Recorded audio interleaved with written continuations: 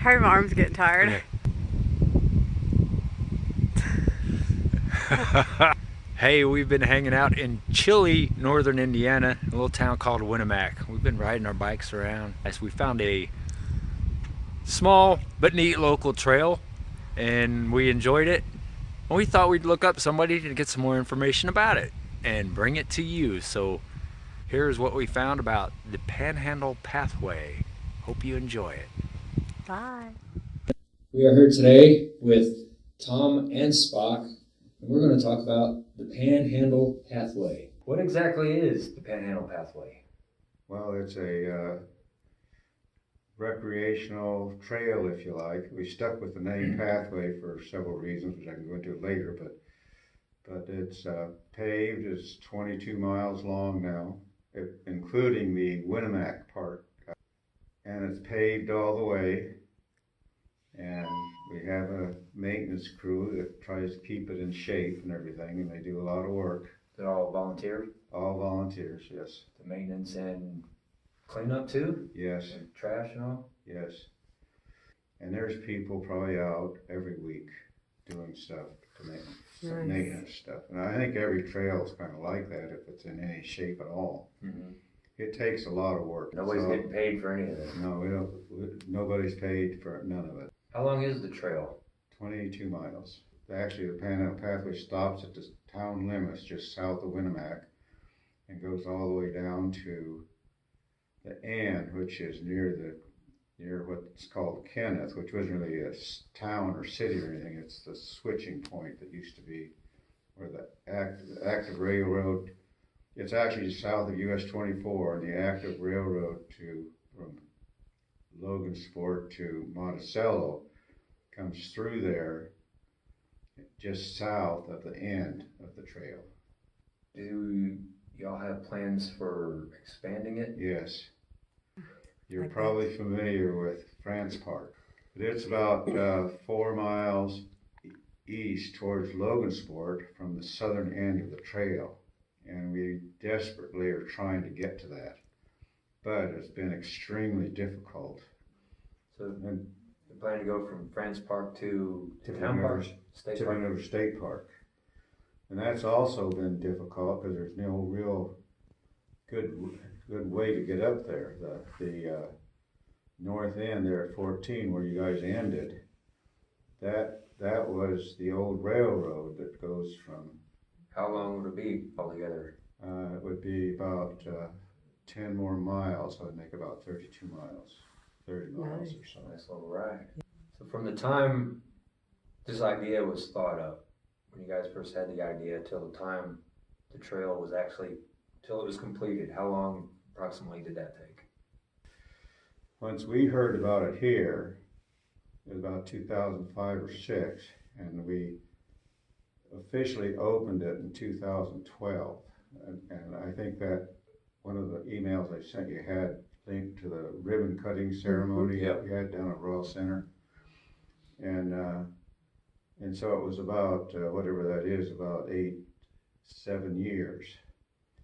And everybody who's worked on trails was really impressive because they've hardly ever heard of a trail being completed under 10 years. That's what I was thinking. That was pretty quick. Yeah. So Rails-to-Trails is an organization that jumps in there and does this and helps build these trails. They're out of Washington, yes. They're very active Rails-to-Trails people.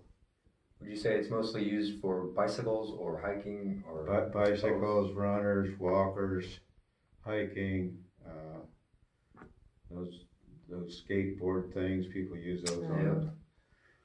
No vehicle traffic on it. So if I'm traveling through or planning to come to the area and I want to ride my bike on this trail, what would be the ideal time of weather to do it?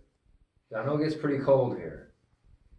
Spring, mid-spring to mid-autumn, I guess is the best, and like now through October, probably into November is probably still good. What are some of the positive effects that you've seen or heard of on the area or the community since the trail has been built? It's all been positive. people along the trail like it, but at the beginning that was not the case. Yeah, I bet. You know, people didn't like it at first, and after it gets going, it's typical that happens. We just need more bicycle trails, don't we? Yeah.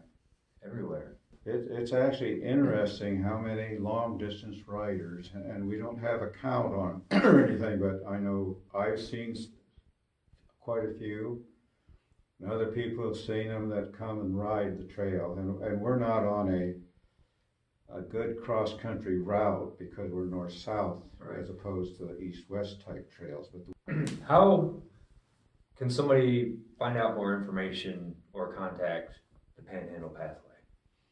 Well, probably the best way to do it is on our website and do the contact thing. Panhandlepathway.com?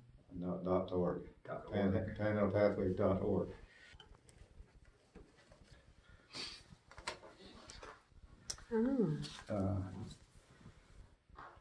There should have been some brochures in a little holder up there, but every once in a while somebody will get excited and they'll steal the holder and everything. One for all, my friend. How are you involved with this? I mean, I got wrapped into being a secretary for a while. That happened because, well, in my working activities, I always took notes. So when we'd have meetings and stuff, I'd take notes, and I'd call them notes or something like that. I'd send them out, so they stuck me with being secretary. So I've been involved in it ever since then. I'm sure every trail has this, but running a trail is kind of a series of compromises, which was one of my favorite phrases, between do you want it to be park-like or do you want it to be nature-like? You know, this compromise between nature and a park. Where did the name Panhandle come from? Because the only panhandle in Indiana is in the kitchen.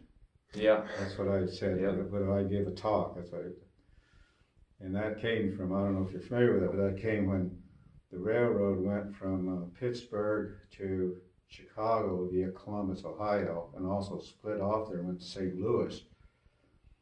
But when they built the bridge across the Ohio River in Steubenville, Ohio, which is north of I-70, to go to Pittsburgh, it went across that northern panhandle area of now West Virginia. At that time it was Virginia.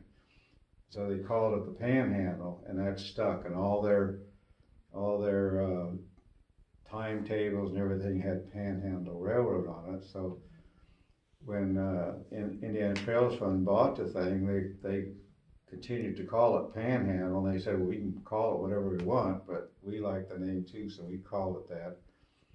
But there's not any panhandle in Indiana except for the Panhandle Pathway.